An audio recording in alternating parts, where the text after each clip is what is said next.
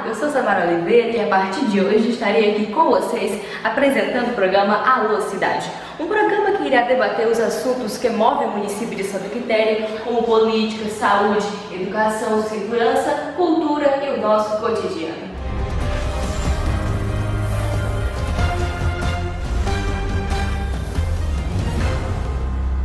Ele é graduado em Direito pela UFC e formado em Coach Integral Sistêmico pela Febracis e FCU, sendo o primeiro coach do município de Santa Quitéria. Aqui conosco o advogado e coach Dr. João Paulo Júnior. Seja bem-vindo. Doutor, como foi o seu primeiro contato com o coach, esta profissão que não é tão conhecida aqui na nossa região? Bom dia, Samara. Bom dia primeiramente a todos os seus telespectadores. Bom dia a todos que estão nos ouvindo nesse momento no programa. Samara, a profissão de coach, na verdade, essa formação e a profissão de coach é uma área muito recente, certo? Aqui no contexto nacional, no contexto do Brasil, e em Santa Quitéria principalmente pelo fato de, pelo menos até onde eu sei, eu ser o primeiro e atualmente o único formado nessa área de coach aqui em Santa Quitéria. O coach, assim, para que todos entendam de uma forma, explicar de uma forma bem simples, o coach, ele é como se fosse, não é propriamente isso, mas é como se fosse uma sessão de psiquiatria, digamos assim. Nós atuamos no conhecimento do ser humano, para que o conhecimento, essa pessoa se conheça propriamente em todas as áreas da sua vida. O coach, existe uma separação em relação ao que nós aprendemos na Febracis, que é a Federação Brasileira de Coach Integral Sistêmico, e o coach tradicional. O coach tradicional, geralmente, ele só trabalha uma área da vida da pessoa, a área financeira, a área profissional, a área pessoal. E, no caso, a nossa formação em coach integral sistêmico, ele trabalha todas as áreas da vida.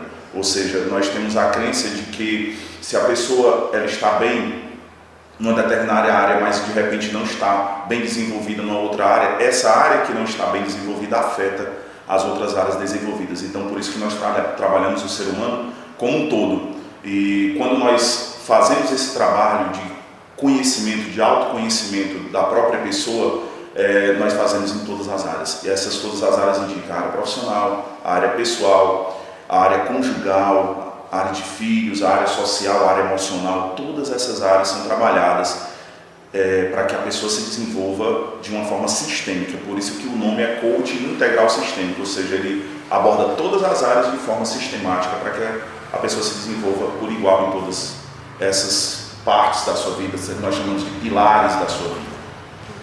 Doutor, como está ocorrendo esta transição da carreira advocatícia para o coach palestrante? Olha, Samara, quando eu fiz a formação em coaching, a gente que faz essa formação, primeiro nós temos que nos autodescobrir. E no momento em que eu comecei a ingressar nesse mundo do coaching, nessa área do coaching, eu praticamente descobri o que eu queria fazer. Eu amo advogar, eu realmente sou advogado já há 20 anos, acabei recém-completados 20 anos de advocacia. Eu tirei minha carteira de advogado em 96, são 20 anos trabalhando como advogado. Mas quando eu descobri o coaching, eu praticamente me apaixonei mesmo por essa área, porque ela envolve situações profissionais em que eu sempre quis atuar. Quando eu fiz o meu teste vocacional aos 17 anos de idade para fazer o vestibular, o meu teste vocacional apontou para mim ser professor. E eu, na época, não entendia muito bem porquê. E se hoje as pessoas, os professores ou as pessoas que não são professores acham que o professor não ganha bem e deveria ganhar muito mais, eu também concordo com isso, há mais de 20 anos atrás você imagina. Então, assim, o que eu pensava na época, era que o professor realmente, se eu fosse professor, digamos, como diz comumente, eu morrer de fumo, digamos assim, não ia ganhar, não ia ter um sucesso profissional. Essa era uma crença que eu tinha antigamente, só que hoje não. Hoje, depois que eu conheci o coaching, e o coaching é um pouco disso também, você levar o conhecimento às pessoas, o autoconhecimento e outros tipos de conhecimento através das palestras, através de seminários e treinamentos, para fazer com que as pessoas se autoconheçam e também levar esse conhecimento, foi o que me trouxe a ficar praticamente apaixonado por essa área de coaching. Então essa transição que você fala, você perguntou, ela está sendo feita de forma gradual. Eu estou assim, fazendo todos os cursos ainda. Eu sou formado hoje em coaching, mas eu pretendo fazer como se fosse uma pós-graduação em coaching, que nós chamamos de Master Coach, que é como se fosse uma pós-graduação em coaching. Então eu pretendo fazer isso agora em outubro e novembro e ingressar nessa carreira de coach e de palestrante, né?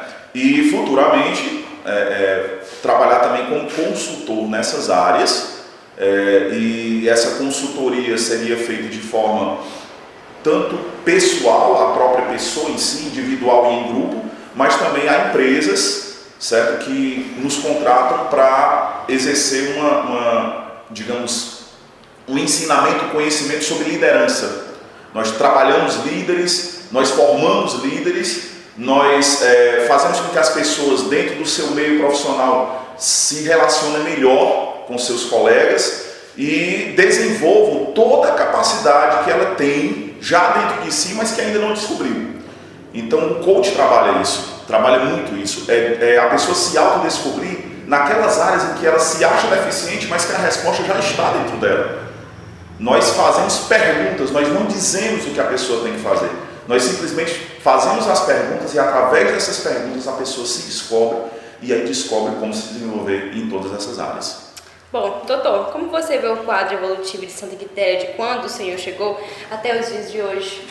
Olha, eu moro em Santa Quitéria desde abril de 2001, né? Eu mudei para cá com toda a minha família, fui muito bem acolhido aqui, nós adoramos a cidade, fizemos muitos amigos aqui, assim, estamos nos dando muito bem com a cidade.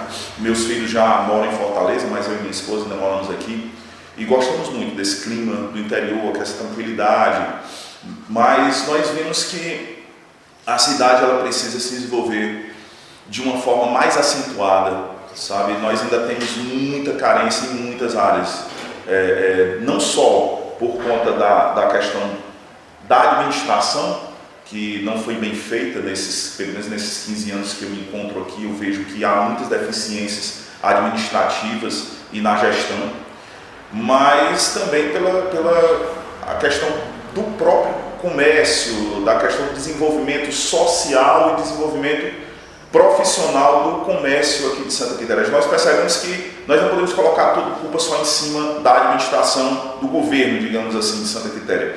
Mas as pessoas também precisam se desenvolver. Nós vemos que nós precisamos partir dessa gestão profissional, dentro do próprio comércio, e que as pessoas participem mais.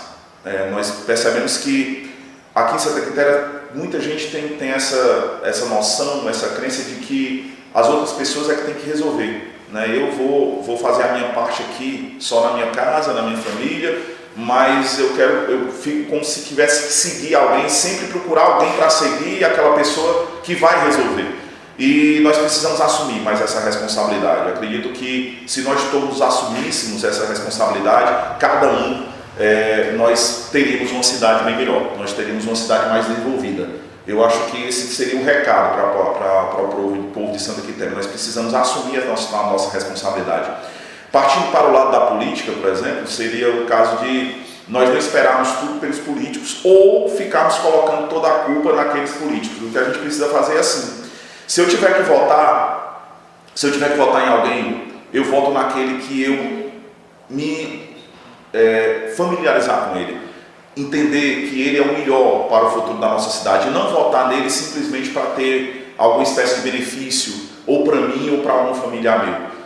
Esse tipo de prática nós precisamos abolir aqui de Santa Quitéria, como outras práticas também nocivas a todos nós, no caso da compra do voto, por exemplo. Essa é uma prática que tem que ser abolida, não só é um crime, como hoje é um crime, mas nós precisamos abolir de dentro dos nossos corações mesmo, das nossas mentes, essa questão da compra de voto e de votar só por aquele benefício que a pessoa querer construir, ou por si ou por algum familiar seu.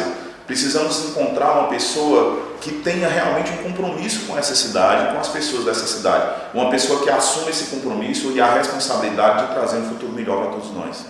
Doutor, qual a sua visão quanto à atuação da Justiça nos recentes escândalos de corrupção?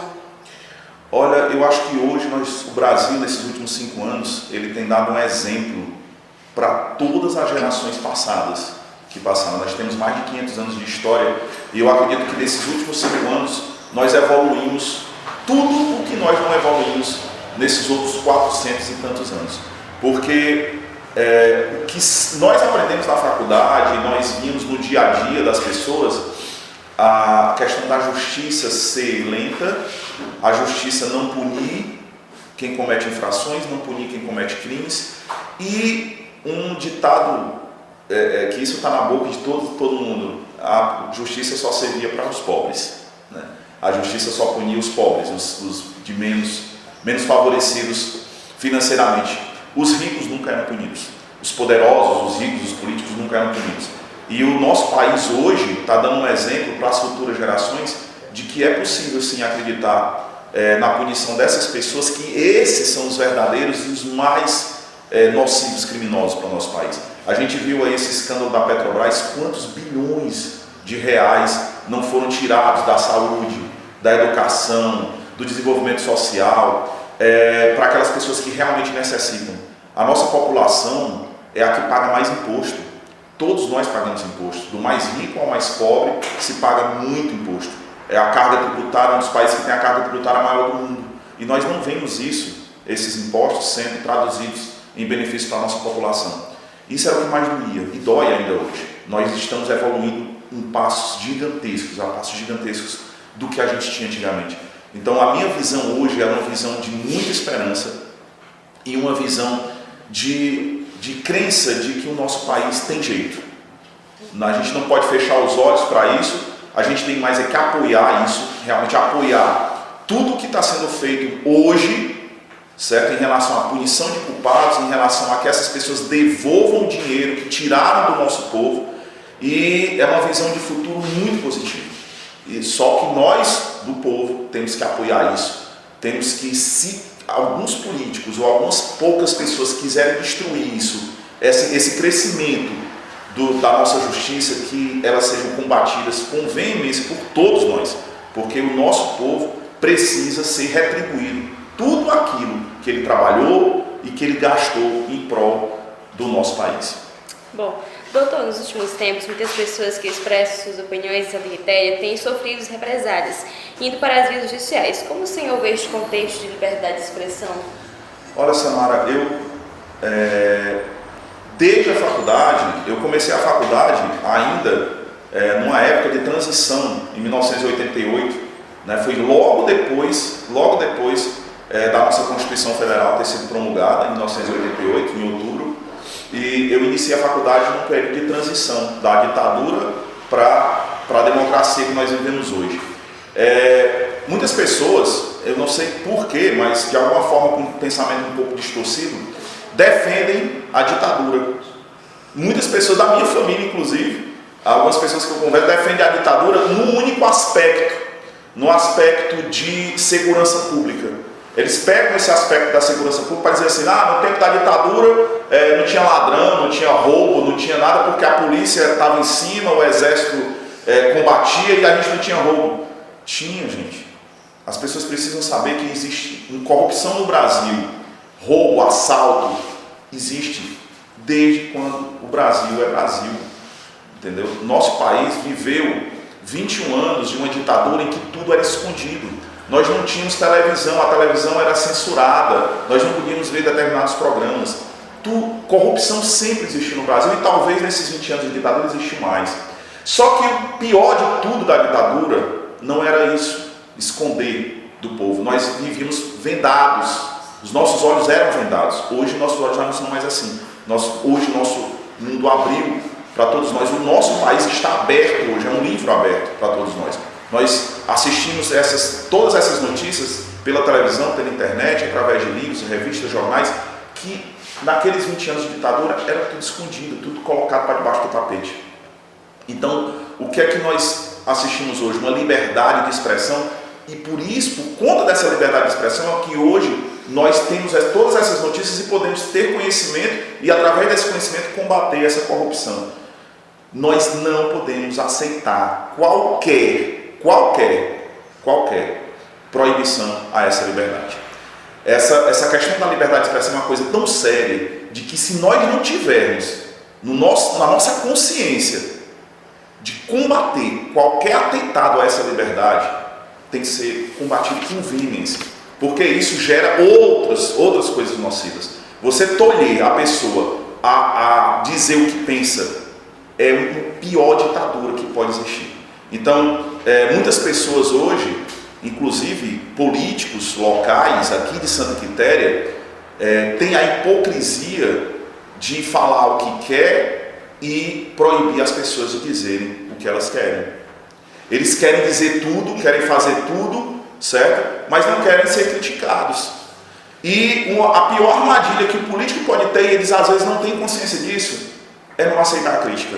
Porque no momento que você não aceita a crítica, você não se autoavalia. E no momento que você não se autoavalia, você só vai dar ouvido para aqueles puxa-sacos, para aquelas pessoas que elogiam. E aceitar somente elogios é uma disfunção completa da sua consciência. Você não aceitar a crítica, você jamais vai melhorar. E muito embora eles achem que tem que melhorar, mas não tem a consciência que essas críticas é que vão fazer eles melhorar.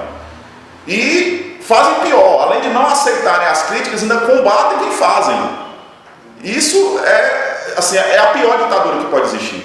Então o recado que eu deixo é: tome somente cuidado com ofensas pessoais às pessoas, principalmente julgamentos que não fazem menção à realidade. Você não pode julgar a pessoa de forma injusta. Chegar e dizer, olha, ele é isso, sem a pessoa ser. Então, assim, nós só temos que tomar cuidado com isso. Porque existe um ditado, né, e isso, quando eu fui professor de Direito Constitucional, da área constitucional, eu sempre coloquei muito isso para os meus alunos. Olha, gente, existe um ditado que diz, o seu direito termina onde começa o direito do outro. Então, a liberdade de expressão, ela tem que ser ampla, só que essa amplitude dessa liberdade de expressão não pode ferir o direito de outra pessoa. Você não pode ofender gratuitamente alguém sem ter provas ou sem ter pelo menos um embasamento de que aquela pessoa realmente praticou aquele ato ou é aquele tipo de pessoa. Então, somente esse cuidado, somente essa ressalva. Mas a liberdade de expressão tem que ser, ela tem que ser defendida a todo custo, porque isso foi conquistado a sangue, suor e lágrimas pelas gerações passadas. Foram nossos pais, nossos tios, as pessoas mais velhas, que hoje têm mais de 60, mais de 70 anos, que conquistaram isso. E foi uma conquista muito dura, né? Mais de 20, 30 anos para conquistar isso. Então nós não podemos deixar isso morrer. A gente tem que defender essa liberdade de expressão, mas com esse cuidado, essa ressalva que eu falei para você. Muito bem, doutor, nós queremos agradecer a sua presença aqui no nosso programa e queríamos que você deixasse o seu alô para os nossos telespectadores. Olha, o recado que eu deixo para todas as pessoas que estão nos ouvindo, gente, nós temos um futuro muito brilhante pela frente. O nosso país, como nós colocamos aqui na questão da punição dessas pessoas que nos tiraram dinheiro da nossa saúde, da nossa educação, nós temos a oportunidade hoje de iniciar um novo tempo no nosso país. Nós iniciarmos um país melhor. Nós não podemos perder essa oportunidade. E o país melhor começa, gente, na nossa casa. O país melhor começa no nosso bairro. Um país melhor começa na nossa cidade. Então, hoje, nós temos a oportunidade de sonhar com isso. E em outubro, no início de outubro, no dia 2 de outubro, nós vamos ter a oportunidade de efetivamente mudar isso. Pense muito bem ao escolher o seu candidato, a pessoa em quem você vai votar. Pensem, vejam as propostas desse candidato e votem com a sua consciência. Não votem por um favor, por um dinheiro, por um benefício.